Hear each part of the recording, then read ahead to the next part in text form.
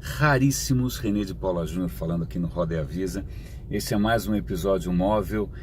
Nenhum pedestre com cidadão, animais de estimação desorientados, equipamentos urbanos foram colocados em risco, porque eu só manipulo a câmera na hora em que o carro está parado. O que quer dizer que eu só vou parar de falar realmente quando o carro parar.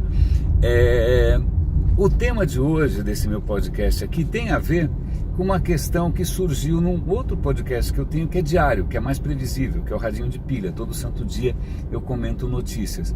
Mas uma das notícias que eu comentei, eu acho que merece sim um episódio aqui no Roda e Avisa, porque ele toca numa questão que para mim é central, que é a valorização, ou a revalorização, ou quase a redescoberta das questões humanas. O artigo era sobre a inteligência artificial e ele fala sobre a inteligência artificial versus sabedoria. E aí, para ilustrar, ele começa o artigo falando o seguinte: vamos imaginar conhecimento. Conhecimento é saber que, por exemplo, isso não é uma coisa muito intuitiva, né? Mas se você estudou, você sabe que tomate não é um legume, tomate é uma fruta. Isso é conhecimento, certo? Sabedoria é não colocar o tomate na salada de frutas, certo? Vai ficar horrível, né? Talvez em algum lugar do mundo alguém goste, mas em princípio para nós aqui parece uma coisa inconcebível. Pois bem,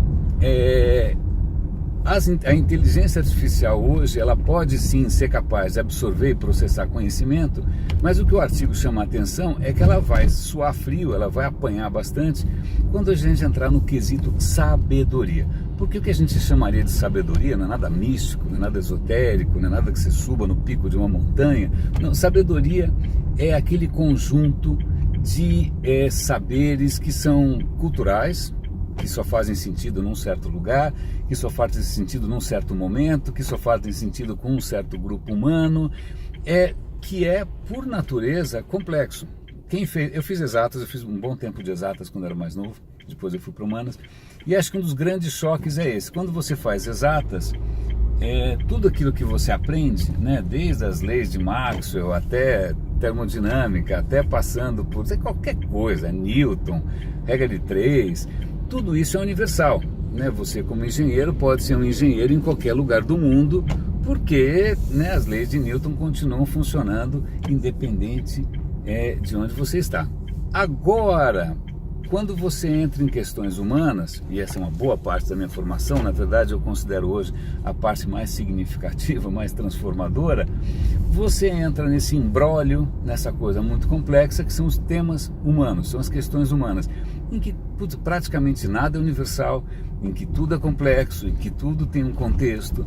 Então, um exemplo disso por exemplo, tradução, né? Você consegue criar hoje inteligências artificiais que consigam traduzir relativamente bem, né? Mas dominar uma língua, e quem aqui já morou fora sabe disso, não é só uma questão de gramática perfeita, né? Não é só uma questão de vocabulário impecável, é uma questão do que pode, deve, não deve, jamais poderia ser dito e de como isso é dito.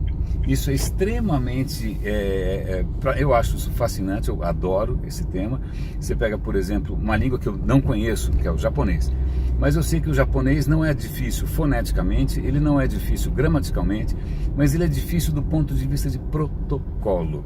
Você fala com uma mulher idosa de uma certa maneira, você fala com uma mulher casada de outra maneira, você fala com o seu chefe de um jeito, com o seu subordinado de outro. Pelo menos é o que eu sei, né? Pode ser lenda urbana, mas que eu saiba, várias línguas incorporam esse tipo de protocolo social, etc. e tal, né? Vá você, né, tratar da maneira errada, né, chamar o guarda de brother, né? Aliás, tem uma anedota dessa que é interessante. Um conhecido estava na Alemanha e ele alugou um carro, e aí ele fez alguma besteira qualquer no trânsito. E aí o guarda parou e ele falou: pô, eu consigo arranhar aqui um alemãozinho, tal, acho que eu vou conseguir me comunicar com a autoridade local. Aí ele chegou lá pro guarda, cheio de graça, e falou: mein Bruder, que é my brother, né? Você não chama um guarda de mein Bruder, você não chama ninguém de mein Bruder na Alemanha, muito menos um guarda, muito menos se você é um estrangeiro. Então esse, embora do ponto de vista linguístico, né, do estrito, né, ele pode ter tido uma pronúncia maravilhosa, ele pode ter, né, declinado tudo direitinho, ele pode ter, e acho que ele cometeu uma gafe bastante perigosa, né? E então isso para mostrar que tudo aquilo que é humano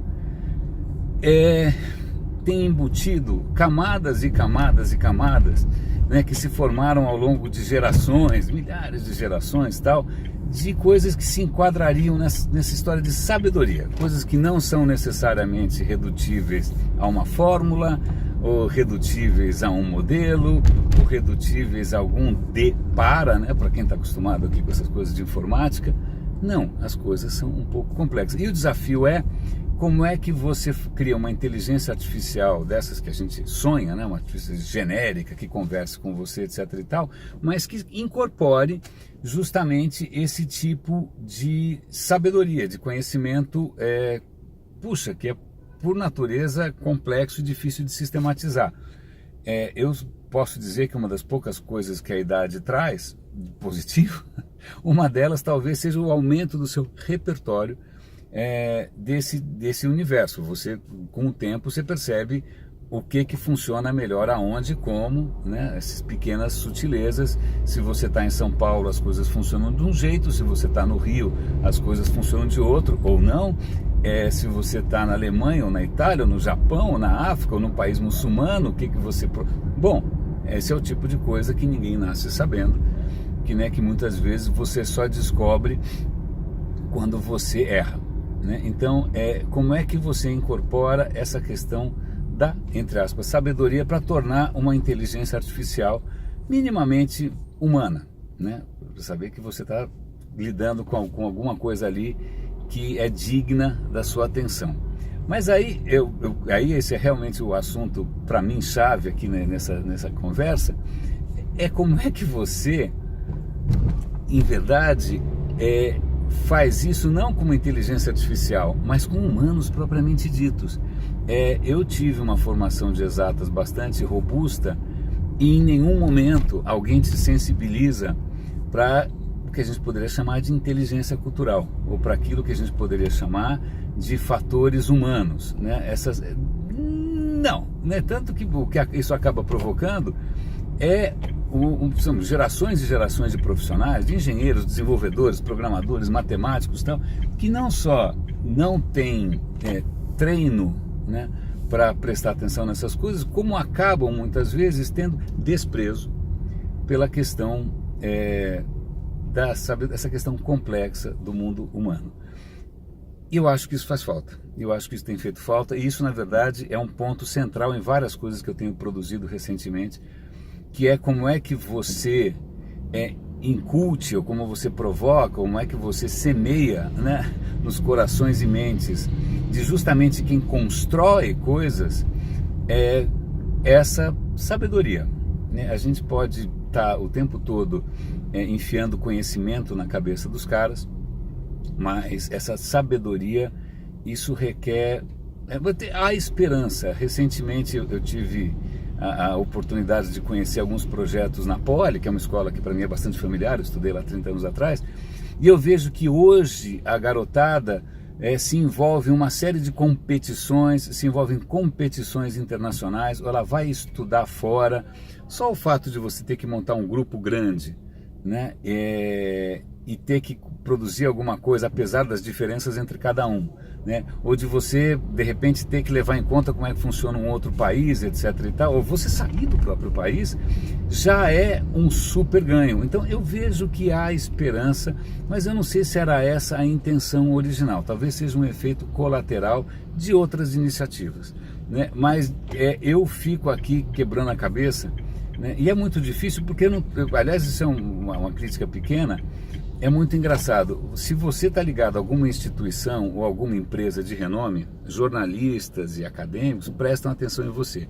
Se você é a mesma pessoa produzindo o mesmo conteúdo e de uma hora para outra você não tem crachá, você não existe mais, né? Então é mais provável que um jornalista, um acadêmico, cite ou procure alguém que tem o respaldo de um crachá do que procure alguém pela originalidade ou pela consistência, ou seja o que for, ou mesmo que fosse pela bizarrice das suas ideias. Então aqui fica essa crítica porque eu fico imaginando se em algum momento eu tiver um crachá sexy de novo, vai ter um monte de gente querendo conversar, enquanto isso eu acabo conversando só com os raríssimos. Quem manda eu não produzir livro impresso, quem manda eu não ter me dedicado à academia. Pois bem, mas aqui fica ainda essa provocação. Eu lido hoje, eu sempre fui muito ligado à web, hoje eu estou um pouquinho mais ligado à tecnologia e TI, que para mim é um território mais novo, não tão conhecido, mas eu percebo bastante a diferença que faz, né? O que pode fazer essa sensibilização maior ou menor para questões contextuais, humanas, históricas, locais, etárias, etc, etc, etc. Eu espero que esse vídeo completamente improvisado, como sempre, né, e um pouco mais longo do que a paciência média, tenha valido a pena. Raríssimos, um grande abraço, René de Paula Júnior aqui no Roda e Avisa, até a próxima.